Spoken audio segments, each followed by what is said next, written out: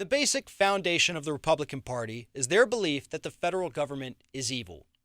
The terrorists currently occupying a federal building in Oregon are a perfect example of what can happen when U.S. citizens listen too intensely to Republican talking points about a corrupt and oppressive government.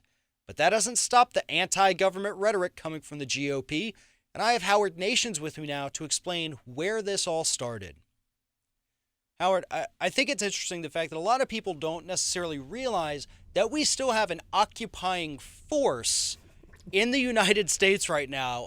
The Bundy boys and their little, what they call a militia, up there in Oregon, fighting off this big bad federal government to claim land that's not even theirs, not even what the initial problem with those ranchers out there was about. And yet still, here we are, we're 2.5, 3 weeks into this. Nobody's talking about it, and nobody's talking about this anti-government fuel that the Republicans keep throwing on the fire. What is happening today in this country? Well, Bundy and his little band of white supremacists that are occupying Oregon's bird sanctuary represent a 150-year-old hypocrisy. They complain about the federal government taking their tax money and giving it to minorities while they are major recipients of government handouts. Today, what we see is Chapter 2 of the Bundy family, Eamon and Ryan Bundy versus the United States. They regard themselves as modern American real patriots. They're white supremacists who are challenging the federal government that's taking away their rights, their lands, and their money and giving it to, quote, lazy people on welfare, end quote. They're just at the tail end of 150 years of distorted reasoning. The Bundys claim Western heritage fueled by the strong ties between racism and anti-government outrage. It arises from the rebuilding of the East after a civil war at the same time as the U.S. expansion into the West. In those days, they cast the cowboys against former slaves and the East against the West. But this started most recently with their great philosophical guru, Cliven Bundy, the Nevada rancher, who got great praise from Republican politicians at the time in 2014 when he had an armed standoff with government officials over grazing rights.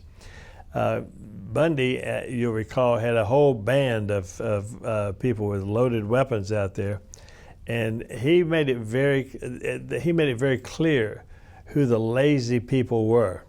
They are, quote, the Negro living in government housing, didn't have nothing to do. African-American laziness led to them to abort their children and to send their young men to jail. This was the actual statement he made. You should have seen the Republican politicians start running away and disavowing him when that came out. Well, it's funny because you brought up several great points there. First of all, being, the ranchers. There is no other group of American citizens who have relied more on federal assistance and taxpayer-funded subsidies, than cowboys and ranchers. And that's not a bad thing. We've helped grow this so that we can keep this sector, this vital sector of our economy and country alive. And there's no problem with that. But these men out there want to say that the government is actually their enemy, and that has been a Republican, talking point since at least the 80s. But didn't it all begin kind of with the old Democratic Party? You mentioned the Civil War rebuilding, and it was the Democrats who were so angry about this government intervention, government coming in and overstepping, and so it's kind of funny how it's evolved over the years, because those old Democrats became the new Republicans.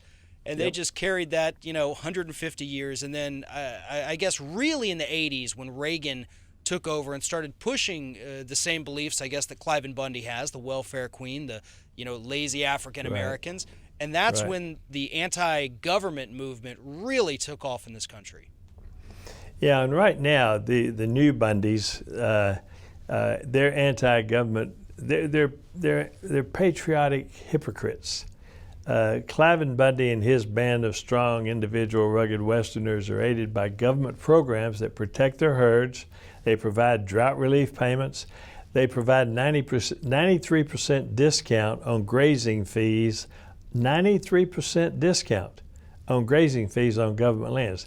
Despite that, Bundy still owes the government more than $1 million in grazing fees for running cattle on his on public lands.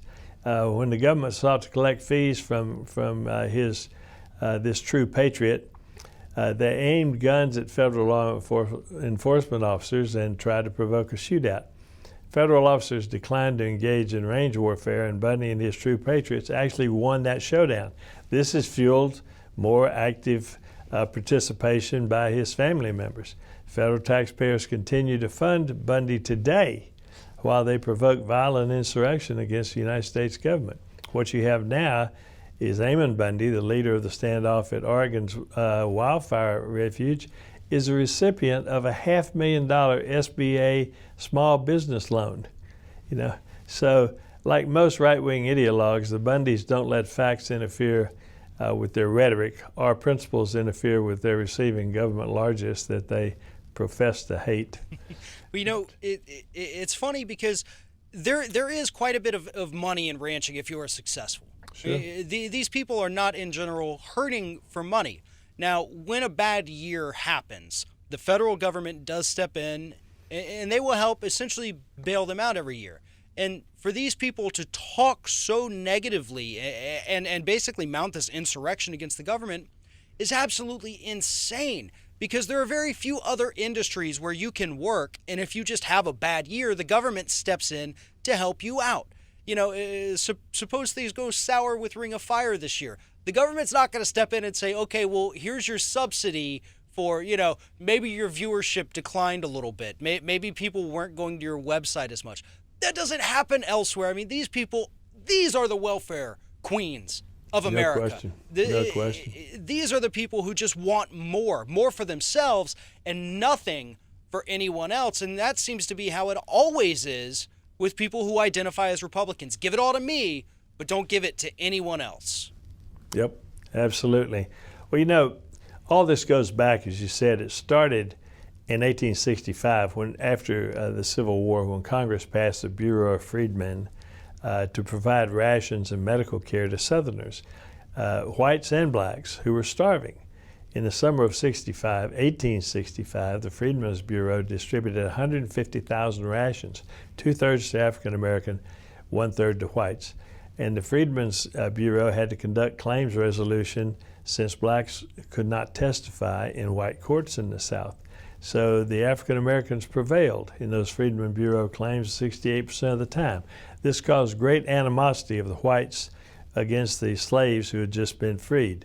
So the whites then rewrote the history books, stating that they fought for states' rights, not for slavery. So everything switched over to state rights, anti-federal government. And the views perpetuated that the federal government sucks taxpayer dollars out of the whites to provide for the lazy blacks. And then at the same time, you had the Western expansion. The cattle industry was developing in the West. And the cowboys, many of whom were ex-Confederate soldiers who were dirt poor, they lost everything they had in the war. What they had was a horse and a gun. But they went west.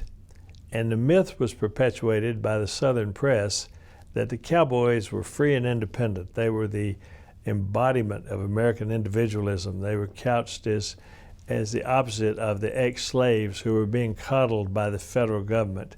Cowboys asked nothing of the feds. Reality was, as you said, it started way back then and continues today. The cattle industry was sustained completely by the federal government. They had the Army protected the herds and the cattlemen from the Indians. Congress funded the railroads to move the cattle to the eastern markets. The federal government was one of the biggest customers. They bought cattle to feed the military and to feed the Indians that were undertreated. However, the myth persisted that the feds supported African Americans while strong individual cowboys were building the West with no help from the feds. And that's something that the media, unfortunately, is too slow to point out today. Howard, thank you for telling us this story today. And we're going to stay on top of this. As long as those guys are still out there in that bird sanctuary in Oregon, we're going to keep talking about it. It is an issue. I don't care what the media says. This is very important, and it's very disturbing. So thank you very much, Howard. My pleasure.